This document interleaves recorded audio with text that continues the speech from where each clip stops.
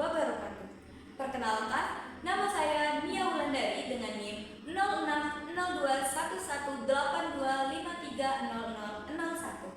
Saya mahasiswa dari Program Studi Pendidikan Bahasa dan Sastra Indonesia, Fakultas Keguruan dan Ilmu Pendidikan Universitas Sriwijaya, kelas Indralaya angkatan 2025. Berdirinya saya di sini dengan tujuan untuk menuntaskan ujian akhir semester mata kuliah retorika dengan dosen pengampu mata kuliah Ibu Ernalida SPD MHum PhD dan Ibu Halidatun Nuzula MPD. Di sini saya akan membahas materi tentang pentingnya literasi keuangan bagi mahasiswa. Di era modern sekarang ini, mahasiswa perlu memahami cara mengelola keuangan dengan bijak. Dan cara pengelola keuangan dengan bijak inilah yang disebut dengan literasi keuangan. Literasi keuangan itu penting untuk seseorang agar seseorang tersebut mampu merencanakan, mengatur, dan menggunakan uang secara bertanggung jawab.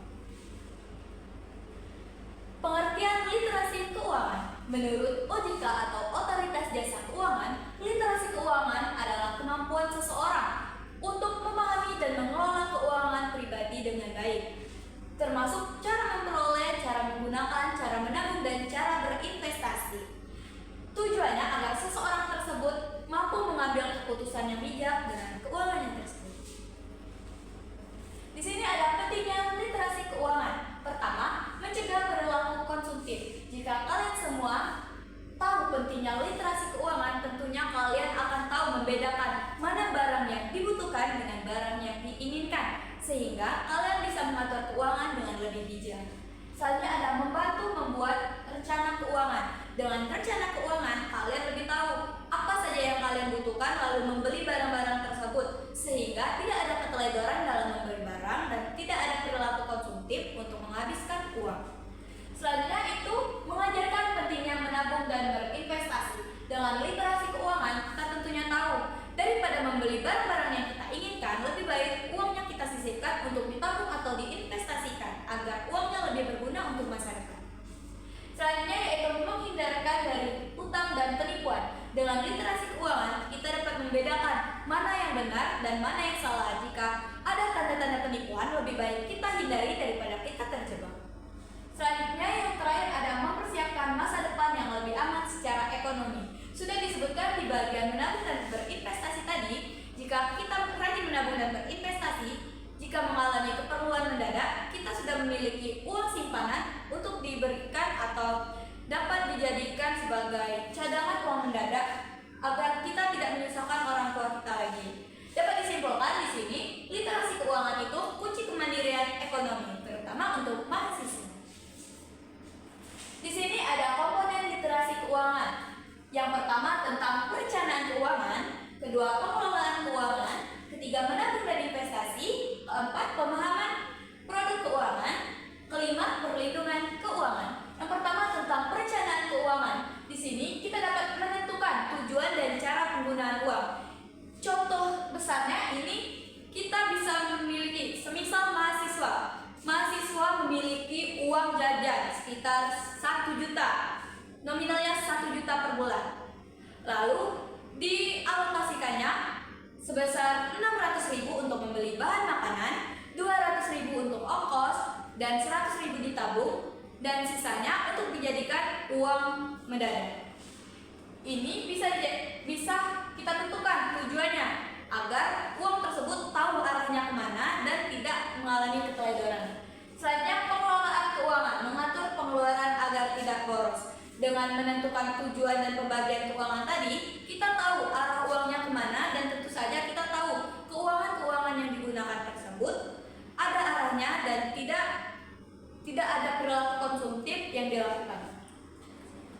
Selanjutnya yaitu menabung dan investasi. Menyisihkan sedikit uang jajan kita tidak merugikan kita, terutama untuk mahasiswa semester awal. Tentunya pengeluaran kita belum besar ya teman-teman, jadi bisa kita sisihkan sedikit demi sedikit untuk persiapan masa depan. Selanjutnya ada pemahaman produk keuangan, seperti mengenal tabungan, asuransi, pinjaman, dan investasi. Terakhir ada perlindungan keuangan. Perlindungan keuangan ini menghindari resiko penipuan. Dengan literasi keuangan kita bisa menghindari. Semisal kita sudah tahu ini arahnya itu penipuan dan ini yang benar, kita bisa memilih arah yang benar dan kita hindari arah penipuan. Di sini ada prinsip dasar pengelolaan keuangan. Pertama, catat pendapatan dan pengeluaran. Dengan mencatat pemasukan dan pengeluaran, kita mengetahui nih teman-teman, uang-uang yang kita punya itu arahnya kemana, dan uang tersebut apakah ada yang hilang atau ada yang tidak diperlukan lainnya. Kedua, bedakan kebutuhan dan keinginan. Seperti yang saya sampaikan tadi, kita harus bisa membedakan yang mana yang dibutuhkan dan mana yang kita inginkan. Yang kita butuhkan itu seperti makanan, yaitu beras, sayur-sayuran, dan juga ongkos untuk ke kampus. Dan sedangkan keinginan, nah ini contoh nyata di sekitaran sekarang ini tentang musim UAS. Banyak mahasiswa yang berkedok self reward. Itu sebenarnya perilaku konsumtif dan sebaiknya jangan ditiru karena itu mengikuti keinginan bukan kebutuhan. Yang ketiga, ada sisihkan untuk tabungan dan dana darurat. Seperti yang saya sampaikan tadi, menyisihkan sedikit uang tabungan itu tidak merugikan kita karena tabungan tersebut akan digunakan untuk kita sendiri dan akan berguna jika dalam kondisi darurat. Selanjutnya, gunakan uang untuk hal yang produktif. Uang kita bisa kita gunakan untuk hal-hal produktif seperti membeli buku, mengikuti kegiatan-kegiatan seminar, dan juga bisa kita tabung untuk persiapan masa depan.